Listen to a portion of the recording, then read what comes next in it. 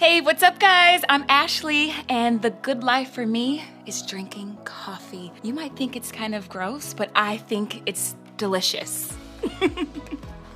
I just kind of burned myself. Okay, we're gonna let that cool down a little bit. Okay, so the good life. Living a happy, fun, fulfilling life. It may not be coffee, but who doesn't want that? No matter what it looks like for each of us, we're all trying to live our best lives. And that's exactly what we're talking about today. We're talking about all of the things we can focus on to start living the good life, living God's best life for us. Okay, first though, let me tell you something about me. So when I was in middle school, I was actually homeschooled. Do I have any homeschoolers out there? You're my people. But I was so teased about it.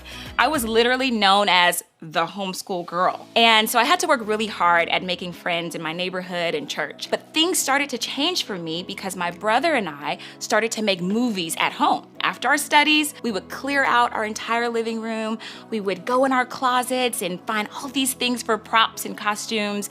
And then we'd spend the whole evening just making movies. And so we would invite our friends from the neighborhood and church and our cousins, and they'd come over and watch these movies, and they loved them. So much so that they started to beg their parents, please let us go to their house so we can be in their next film. It was a nice turn of events because I went from just being the homeschool girl to the homeschool girl who makes really cool movies with her brother. You probably aren't known for the same thing I was known for in middle school. Maybe you do films too, or maybe you don't. But the reality is, we're all known for something. Have you ever actually thought about what you want to be known for? Think of an answer to this in your head. What do I want to be known for? Okay, pretend this is you.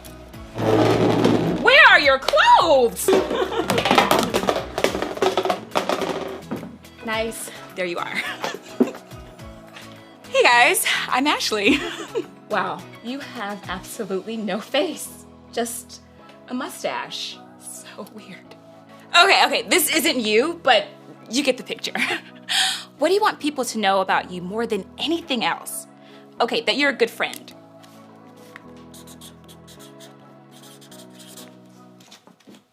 How about a great basketball player?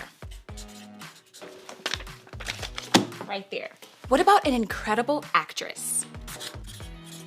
A lunchroom comedian? Put it right there for the laughs. A vlogger? A Christian? Really smart? Really nice?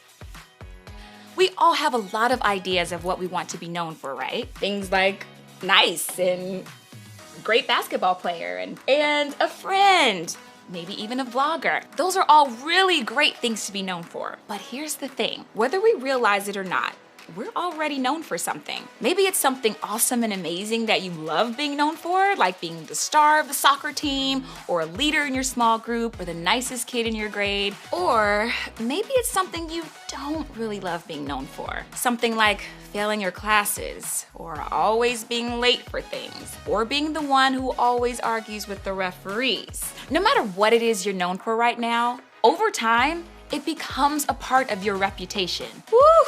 That is a big, scary word. You've heard that word before, right? Your reputation is basically what people know about you. It's your status, your name, and your character. In other words, it's what you're known for. It's the things that come to mind when people think of you. Even before someone meets you, they may know something about you just from your reputation. And when you have the reputation you want, that's great news. But when the reputation you have isn't all that awesome, it's not so great news. You see, your reputation can be a tricky thing to navigate. Speaking of navigate, let's get him out of the way. First of all, do we even need to care about what other people think? Haven't we all been told over and over again that what other people think of us shouldn't matter? If that's true, then why is something like our reputation even important? We should just tune them out and silence the haters, right? And if we do care about our reputation, is there anything we can do to control it? We all know how fast gossip spreads at school. Maybe you even have a reputation right now that's the result of an untrue rumor. Sure, you've tried to tell people that it isn't true, but somehow that rumor remains. And just like that, it becomes a part of your reputation. After that, it seems like there's nothing you can do to change it. Or maybe you think your reputation isn't a big deal because you know you get to start over soon. You're like, I'm out of here. Maybe you're going to a high school next year, or moving to a new school, or finding a new group of friends, or even changing your small group. With new people in your life comes the chance to develop a new reputation. So why worry about the one you have now? You know things are going to be different soon, so you choose to focus on the reputation you want to develop next instead of the one you have now. Maybe you are concerned about your reputation, but only with the people who you think matter. In fact, you might have multiple reputations with multiple groups of people. In your family, with your friend group, on your team, in your small group. Maybe your reputation is different in each of these groups of people. And while you might care about what you're known for with your friends or family, you might not be worried about what your team or even your small group thinks. When it comes to your reputation, isn't there a lot to think about? Well, before you get overwhelmed and totally zone out on me, let me give you the good news. When it comes to your reputation, there's something you can do to make sure you have the one you want. To make sure that when people think of you, they think of all the good things that you want to be known for. Things like being nice, a great friend, or someone who works really hard. To make sure you have the reputation you want, you have to listen to the wisdom of the God who made you, the God who wants you to live the good life. The Bible is full of real men and women who found themselves navigating their reputations for better and for worse. One of those people was a guy named Solomon. Solomon was a king who had a reputation for being wise. In fact, he's still known today as one of the wisest people who ever lived. It's a pretty cool reputation, huh? A lot of Solomon's God-given wisdom is recorded for us in a book of the Bible called Proverbs. And that's where we're gonna start when it comes to figuring out this whole reputation thing. So let's take a look. A good name is more desirable than great riches. To be esteemed is better than silver or gold. Okay, so let's stop right there and break this down. When the writer said a good name, he didn't mean actually what you're named. I think Ashley is a pretty cool name. It's a good name. He just meant a good reputation. He meant being known for something good. And according to him, that's worth more than riches. And to be esteemed, well, that means to be respected and valued and admired. And that's better than silver or gold. So basically, a good reputation is one of the most valuable things you can have. You see, a good name, like Ashley, I'm just kidding, a good reputation is important. And it means so much more than just fame or status or wealth. A good name is backed up by things like good character, good choices, and being a good person. People don't get a good name without earning it. It requires a consistent commitment to doing the right thing, even when it's unpopular, inconvenient, and unappreciated. It isn't something you just happen into or develop overnight. It's something you have to work toward. It's something that develops over time. One good choice after the other. One display of good character after another. One act of kindness, strength, friendship, and humility after the other. All of that over time turns into a good name and a good reputation for you now and later.